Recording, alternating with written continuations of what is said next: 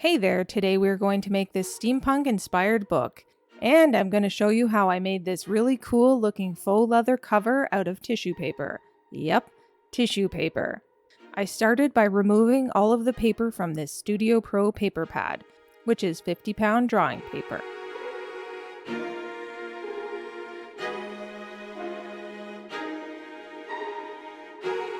I decided that I would actually find the grain of the paper I'm using for this project, even though I don't really think it mattered specifically for the binding I'm going to be doing.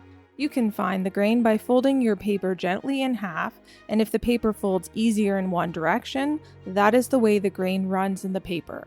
I decided the grain of this paper ran short across the shorter side of the paper. I tore and cut the paper lengthwise down the center of the paper. Then, when I make the signatures for the book, they will fold with the grain of the paper. Folding your signatures with the grain prevents warping and rippling of the paper inside the book near the spine over time.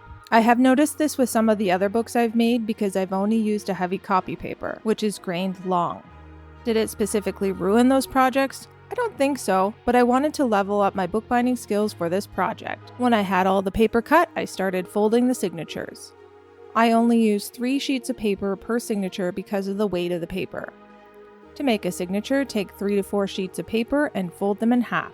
While I did fold all of the paper in the entire pad, I only used a portion of them to make the book, around 12 signatures. And I'm not even really sure if I needed to make signatures for this style of binding, but I did it anyway. Next, I measured the signatures and cut the cover board slightly larger than the signatures so I would have a slight overhang over the inside of the book.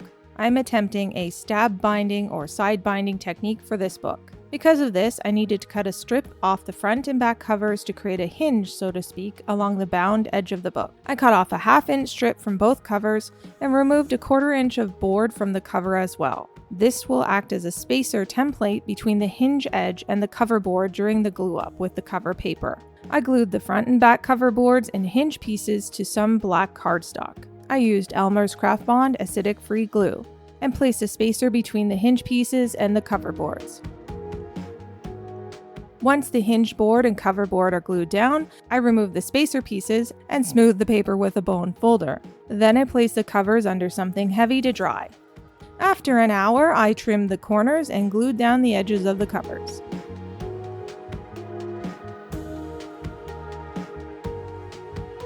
Then I place the covers back under a weight to dry once more. This step is important because it prevents warping of the cover boards as they dry. I chose some brown cardstock for the inside of the covers. I cut them slightly larger than the covers and glued them to the inside of the covers.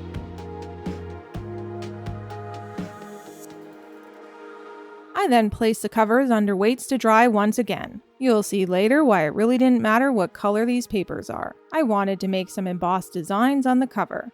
I cut out a frame from chipboard. This would go around the edge of the front cover.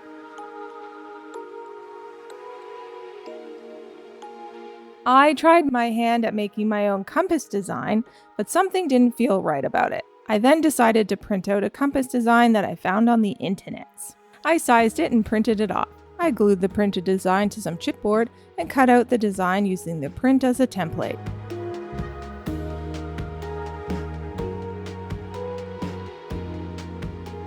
I glued down the frame and the compass embossings. I placed the cover under weights again until it dried. I added some foam letters to the cover from my scrapbooking stash. Now comes the fun part. Cut some tissue paper roughly the size of the cover. Crumple the paper up to make it good and wrinkly. Cover the cover with glue, a lot of glue. Then press the tissue paper down onto the glue.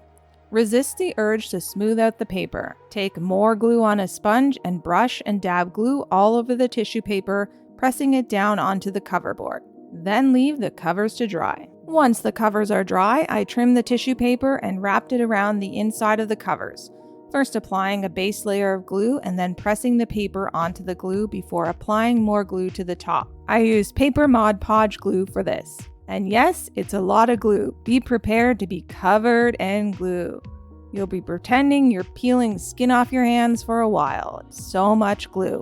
Once again, leave the covers to dry. The drying will take a while and you'll want the covers to be completely dry before the next step, so you might have to leave them to dry overnight. Once dry, I primed the covers with white gesso. I wanted a uniform base layer before I applied the paint.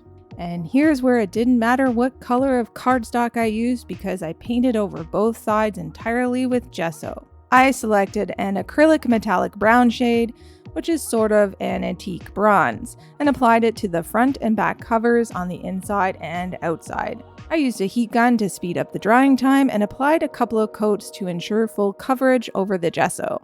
I then dry brushed a dark gold acrylic shade over the high points left from the tissue paper, and painted the top of each letter with the same gold shade. Now that the paint job is done, it's stitching time.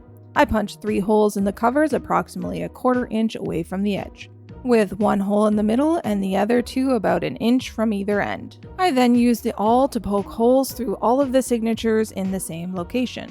I immediately ran into a problem when I started stitching. My holes were not large enough for this technique. The stab binding technique or side binding requires you to stitch through all of the signatures and the cover at once and make multiple passes through each hole, so they need to be aligned and large enough to do so. So I did what every good crafter does and I pulled out a bigger tool.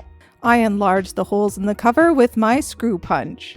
I tried to do the same thing with the signatures, and when that failed, I said screw you to the punch and simply enlarged the holes by pushing the awl through them further. I stacked the signatures and made sure the holes were also aligned by pushing the awl through all of them at once. To sew the book, I used waxed thread and a blunt straight needle.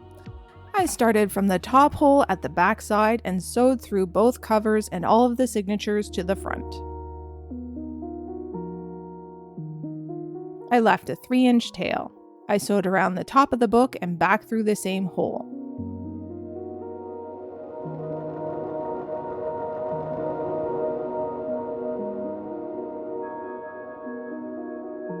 I sewed around the side of the book and back up through the first hole once again.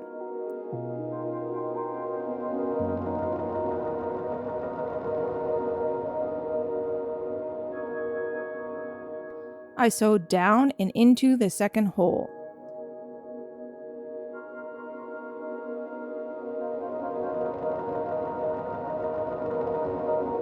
I sewed around the outside of the book and back through the second hole.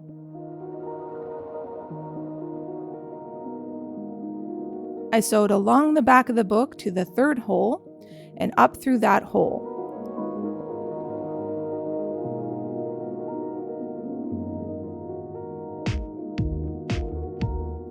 I sewed around the side of the book and back through the third hole. Then I sewed around the end and back through the third hole. I sewed along the top of the book and back to the middle hole. Then I sewed into that hole. Then I sewed along the back of the book to the first hole again. Then I tied a knot on the back side of the book and cut the thread, and then used the awl to press the knot into the hole of the cover. I could have been done at this point, but I really wanted this book to be steampunk themed, which is why I bought all of these metal gear embellishments. I glued some of the gears to the cover with a PVA glue that dries clear until I was happy with the design.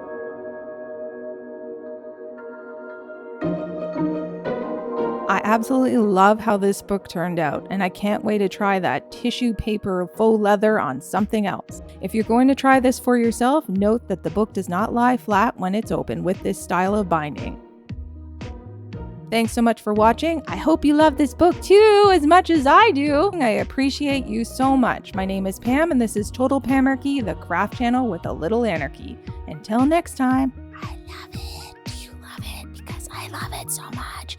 Like, I can't tell you how much I love it because I just love it so much. It's crazy how much I love this book. Okay, bye.